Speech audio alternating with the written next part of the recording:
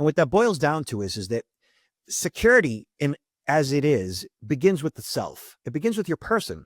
And that means like security in the physical world, like avoiding and preventing violence, right? And then from there, it goes to your identity. Like you don't get more personal than your identity. Welcome to Embracing Digital Transformation, where we explore how people, process, policy, and technology drive effective change. This is Dr. Darren, Chief Enterprise Architect, educator, author, and most importantly, your host. On this episode, Cyber and Physical Security, with security analyst, author, and speaker Robert Siciliano. Robert, welcome to the show. Hey, thank you so much. Happy to be here. Hey, we talked just earlier this week, or was it last? Yeah, earlier this week. Wow, we're on top of things here at Embracing Digital Transformation. Surprisingly enough, because I'm the one scheduling things right now, and it's amazing I can schedule myself anything right now. Walk and chew gum. Yes, some days it's more difficult than others, for sure. Before we get started, today we're going to talk about cybersecurity and specifically individual cybersecurity, how that has a big role in securing companies. And so we'll go over all that. I don't want to dive into it yet because everyone that listens to my show knows that on my show, I only have superheroes, and every superhero has a background story. So Robert, what's your origin story? Oh, yeah. So probably a bit different than most that get into the world of cybersecurity. Some good, some bad. So at the age of 12, downtown Boston, my dad let my brother and I get in the train, do some shopping for his birthday. We get off the train and we got mugged by 5 kids. 5 kids approached us and demanded we give them our money. I said no. They beat me up and took my money. I go home all beaten and bloodied. Dad, and he explained to me that those boys were the lions and I was the gazelle. Okay. I didn't have the, thought process to run because I had my little brother with me. And I learned firsthand that not everybody is as nice as mommy and daddy. And then about a year later, I was 13. And now we're talking, 40 something years ago. And I was at summer camp and there was a girl that her and I connected and we liked each other and we're sitting on the bus holding hands on the way home. And one day we go to her, house after summer camp, and we're sitting on her front stairs. And she says to me with a solemn look on her face, she says, "I think you should know that my mother's boyfriend raped me." Oh, God. And I'm looking at her and I didn't understand other than looking at her face and hearing it in her voice. I understood that something bad happened. So shortly afterwards, I go home and I said to my dad, "What is rape?" Because I had no idea what she was talking about. Yeah, you're 13. Yeah, you don't know. I was 13. Back then, we didn't know. It wasn't like today. Right. And so my dad explained to me the birds and the bees and forcible rape in the exact same conversation. Yeah. Wow. So from Robert. that point on, exactly. So from that point on, I had a very different perspective than other kids my age in regards to personal protection. So what happened to me, the multiple attack situation, the girl that I was fond of and what happened to her. And from that point on, I started to take self-defense and teach self-defense. And my thing in my teens and early 20s was teaching women self-defense. So I come from the world of personal protection. Okay. And then in 1995, having this small business, I had a small mail order business that I created a website and I had products that I sold online, videos and products for personal protection. I had a dial-up connection to the internet with AOL. My first computer was an IBM PS1 Consultant. That was the make and model with a Windows 3.0 and 150 megabyte hard drive. Shortly after connecting to the internet and having dial-up and getting merchant status to accept credit cards, I got hacked in 95. Wow. Okay? Wow. Yeah. It wasn't me, by the way. It wasn't me. I'll just tell you that right now. Even though when I was in my youth, I did get in a little bit of trouble, but that wasn't me. That one wasn't. Me too, by the way. So I, lost thousands of dollars in credit card fraud. Oh, And man. while I was like devastated because that was a lot of money for me. I was astonished and amazed at what they did and how they did it. And I was like, as awful as it was awesome to me. And I wanted to understand it. And so from that point on, I started to focus on what that meant in digital security. And hacking wasn't such a thing back then at all. Like data breaches didn't even make the news. But No. like in the mid to late 90s, identity theft became a problem. Social security numbers being exposed with the internet, government agencies having their databases wide open, and the Identity Theft Prevention and Deterrence Act of 1998 came into play. I met victims of identity theft, and that became my focus. So now my focus is personal protection in the physical world, but it's evolved to information security because I got hacked and because friends of mine, their identity was stolen. And so now I'm talking about this, speaking about this. And in the early 2000s, I started to see all around me, university in California has 600,000 records compromised. University over here has 400,000 records compromised. And it makes national news. And so I started to see like, yeah, this is actually starting to come true. And then you may remember ChoicePoint was this information broker that like was around in the early 2000s. And I remember that. ChoicePoint, yeah, they had a data breach, so to speak. What that meant was Nigerians, I think at the time, went in through the front door, signed up for their service, and got thousands of social security numbers on Americans and stole identities. And so when that was discovered, ChoicePoint notified the residents of California because that's all they had to do. They only notified Californians because California was the only state in the union that had a data breach notification law back in the early 2000s. And so ChoicePoint became the poster child for what not to do. Right. I remember that. So I'd already been like speaking and training and educating on personal protection. Right after 9/11, I had gone full time with what I was doing because 9/11 was the impetus for many of us. Yep. And now like I'm doing a lot of TV revolving around data breaches, And so for the next like 15 years, I'm talking data breaches and identity theft and credit card fraud and just all that stuff. And I've been doing that for 30 plus years now. That is origin.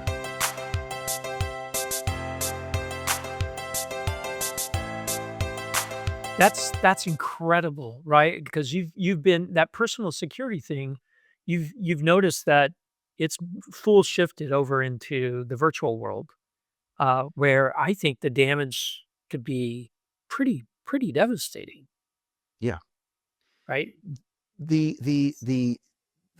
Because of where I come from, my philosophy is and has always been and will always be, and I have a unique understanding of this, and we can talk about it today, is that all security fundamentally is personal security. And what that boils down to is that security as it is begins with the self. It begins with your person.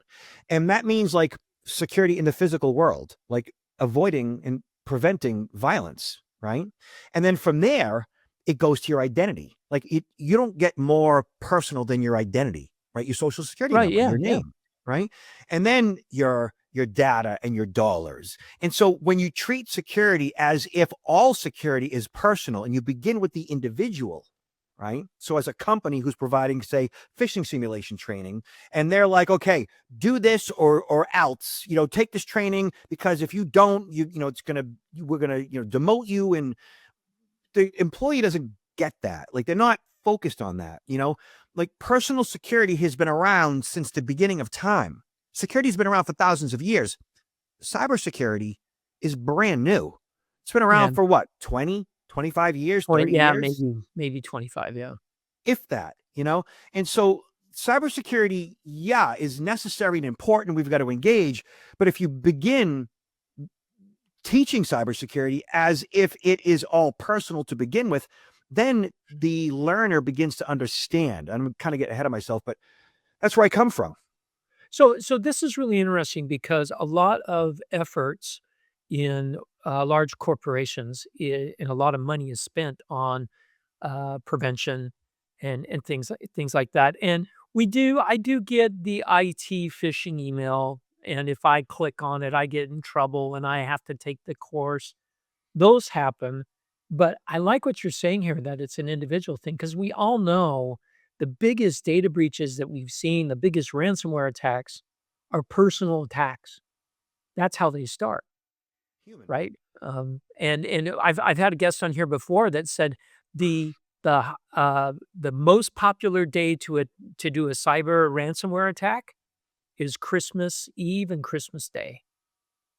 And I thought, well, why? And he goes, because that's when the emotions are the highest. Families in town, you know, people are taking time off. That's when you attack, when people's guards are down. I thought, wow, this is fascinating. Are you seeing the same sort of thing? This personal, that's where most of the attacking is happening at the personal level, the social attacks that we're seeing. Hands down, so I've created what I call the strategic human firewall. And obviously, we've all have all this technology in place that's designed to manage and reduce risk. It's supposed to, shore up and update and download and fix backdoor vulnerabilities and so forth. And that's all good and well. Okay. And we have all this training, phishing simulation training, compliance, check the box, get her done, which is all necessary, right? And what you mentioned, the emotions that revolve around all of this stuff. And I don't know, and I've never seen anyone in my field address that, at least the way that I do. Because when it comes to security being thousands of years old, but cyber only being, 20, 25 years old, and now like the most security training that most humans engage in right now is phishing simulation training. That's the Yeah, most security that's it, training. right? Yeah. Okay. We didn't have security training growing up. We never really had thoughtful, in depth, potentially uncomfortable conversations with loved ones in regards to security, if that, I mean, I know that I did, and I do with my daughters, and I think that everybody should, but it's just not something that's part of our, we just don't do it. And there's reasons behind that. And so that's kind of what I do with my audiences and we could do it too, is like, I break down what security is and fundamentally what security isn't. And I also talk about like why we as humans resist security, because we resist security to such a degree that we don't want to or think or ever believe that these bad things can ever happen to us. Like that's how we're wired, right? And part of it is, we trust by default. Like I can explain all that stuff to you. And what I do is like I have these conversations with my audience up front, so that once we start getting into the actual security awareness stuff, being aware of all these various risks, once you get to that point, now they're like, okay, yeah, that makes all kinds of sense. Like, I understand why I resist security, but now what do I got to do? Like, this makes sense to me. I want more of this. That's not being done. I hear you. So my thing that popped into my head on this is there a fundamental difference in, or what are the big differences between physical security and cybersecurity? Because I understand the resistance. I don't want to walk around paranoid all the time. I don't, right? Um, I love that you said that. because a lot of people feel that way, but I also have my head on a swivel, especially when I'm in areas that I'm not familiar with, or I see things in my neighborhood, for example, that are out of place, Yeah. don't belong.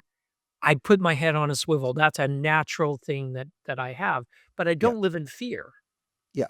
So you've Um, said all the right things. oh, You've said what, I finally said something right.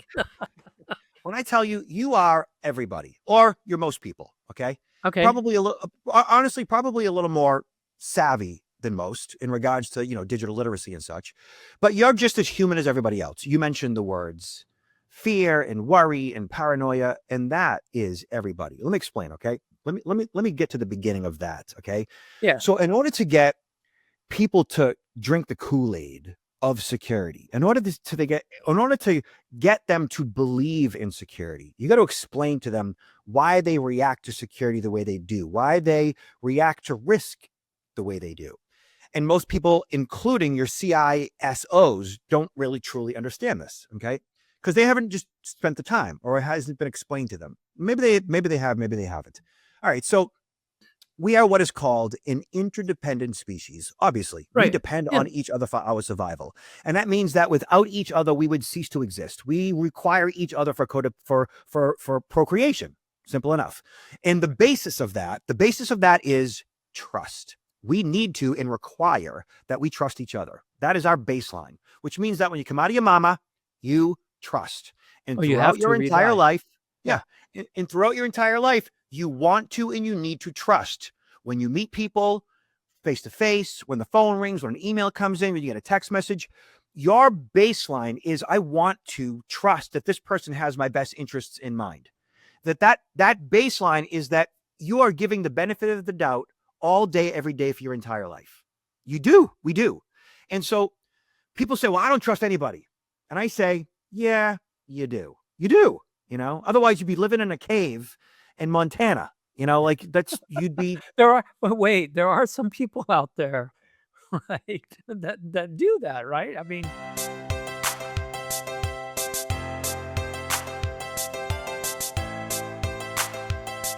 but you're right. You're absolutely right. I trust when I go to the grocery store and I buy something that whoever packaged that food did a good enough job that I can eat it, for example. And the people that are in the grocery store aren't going to shoot it up.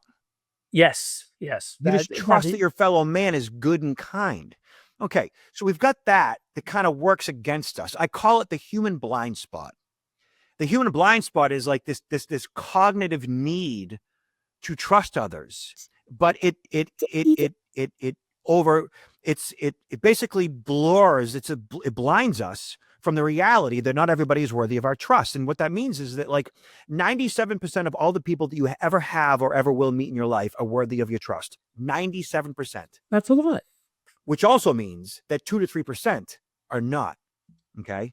And throughout 30 years of investigating this, I can back that up with stats. That said, 2 to 3% of the world's population are what the medical community calls antisocial personality disorders. Okay. Sociopaths, psychopaths, basically hardcore narcissists that don't experience empathy, sympathy, guilt, or remorse. They look at us as their prey. They are the lion and the wolf. We are the gazelle or the rabbit. Okay. And they look at us as we owe them. We are their natural prey. Okay. Most That's people a don't look lot at the of world like that. people. That's a It's lot a of lot of people, people. Robert. Yeah. Yeah. Yeah. It is. If you look at prison populations, if you look at, the medical community says 1 to 1.5% are in fact antisocial personality disorder. And then I can get into some other details, but we'll do that another time. All that said, like on top of it all, right? We resist security because, and you use the particular word, like, let's just say you don't know what I do for a living. You don't know me at all. And you hear like, okay, this guy's got 22 security cameras, which is actually true, maybe a bit excessive, but I'll get a lot of them for free for reviews and such. But the guy's got 22 security cameras. What words come to mind with the guy that's got 22 security cameras? Paranoid. Exactly. Yeah. Paranoid. Okay. Yeah, you're one of those. Okay, Super exactly. prepper, paranoid. Yeah, whatever Okay. the case is. Here's the problem with that. So if you've spent any time on this earth, you would know that paranoia is a mental health disease, is a disease of the mind. And the people who suffer from paranoia, they are in fact at odds with their universe. They do truly believe, many of them, that others are out to get them. Like they do think that their phones are chapped and bugged, and like their existence is completely overwhelming at all times. And I know this for a fact because I have close family that I think she might be living in her car right now. Like Oh, it's so sad. it's awful. But that Yeah. is truly what paranoia is. And so when we as a culture, when we as a society to any degree look at security as, yeah, that guy's always looking over his shoulders. He worries, like he's just paranoid. We discount the value that security has in our life. We look at it as a bad thing. We look at it as worry and fear. We look at it as something that we don't want. Who wants to be paranoid? And so as a result of that, because of the way that we're wired, here's what we do. Let me ask you a question.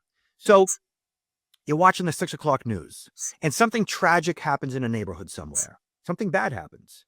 And the news channel goes in with the journalist, a reporter and the camera guy, and they start knocking on doors. The next door neighbor, she opens up her door, and the reporter sticks the microphone in her face, and she asks her a bunch of questions. So what do you think? What do you think? What does the neighbor always say? I always thought that person was a nice person. I've What seen else? that time and time again, right? At first, right? How could that happen here? You know, Bingo. How could that happen here? Never happens here. Nobody ever wants to think. They always say the same thing. Nobody ever wants to think or believe it can happen here. They never want to think that. Nobody ever wants to think that. When I ask people, my audience is like, this is what I do. Like, I ask them a bunch of qualifying questions to kind of like break down their resistance to security. And I ask them, and I tell them, like, did you know that like every year in the United States, 1.5 to 2 million homes are burglarized every year, which means like in 10 years, that's like 15 to 20 million homes that are burglarized. And I asked them, how many of you have a home security system? If I get 20% of the room to raise their hand, that's a lot. It's usually like less than 10, right? Which means 80% of the population doesn't have a home security system. And then I said, well, okay, I get it. Like, but why don't you have a home security system? Why don't you? Like, why don't you do that? And you know what they often say to me? I don't have a home security system because I don't want to live like that. I don't want to have to worry. I just want to be free.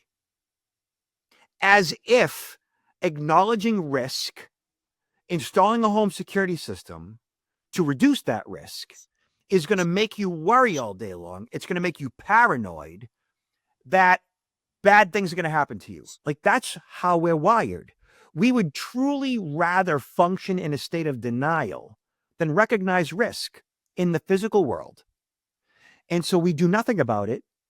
And ultimately, like, security is not my job. It's not my responsibility. It's about paranoia. It's about worry. It's about fear. I don't want to live like that. I just want to be free. And how do you expect an employee to effectively engage in phishing simulation, compliance training, if that's their mindset? yeah, we got to change. We got to change that quite a bit. But yeah, quite a bit. But fear is a motivator. That's one of the motivators, because we had someone come and steal something from our porch, following the Amazon truck around, right? Stole stuff from our porch.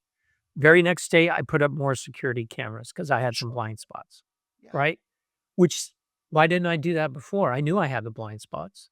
So a lot of time that fear, it is a motivator, but that's not the best motivator out there, right? So, but that's fear is good to react to. Yeah, but you can be proactive with fear. So Right. fear is what we use reactively to engage in risk management. Right. Often. Yeah, exactly. But like, why wait until you have cancer to eat good?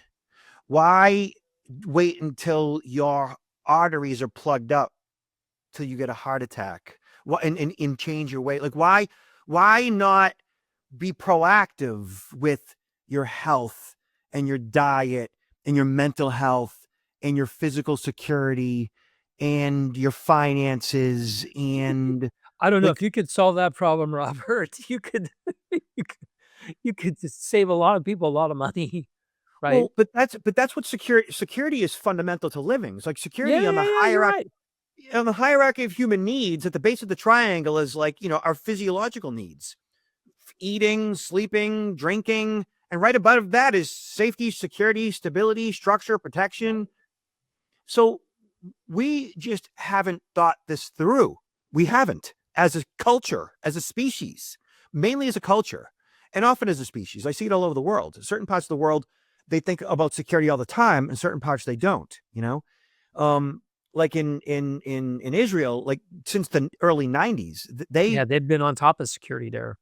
they are required by law, their building codes, to install safe rooms in every house by law since the '90s, Wow. for obvious reasons. That said, like, their mindset is wired for security, and some of the best cybersecurity companies on the planet come out of, Israel. That said, like, we in this culture are just comfortable, and I hear it all the time. Like, well, where's law enforcement when you need them? Like law enforcement is supposed to serve you and protect you. It's like, yeah, But, in the end, we're kind of on our own. Like, we kind of are on our own. Like, we've got to take a certain amount of personal responsibility for this thing. And that includes like in our physical world, in our virtual world too. Thanks, Robert. Make sure you catch our next episode where we continue our interview with Robert, where we talk about personal digital security and its effect on corporate cybersecurity. Thanks for listening to Embracing Digital Transformation. If you enjoyed today's conversation, give us 5 stars on your favorite podcasting app or on YouTube. It really helps others discover the show. If you want to go deeper, join our exclusive community at patreon.com/embracingdigital, where we share bonus content and you can always connect with other change makers like yourself. You can always find more resources at embracingdigital.org. Until next time, keep embracing the digital transformation.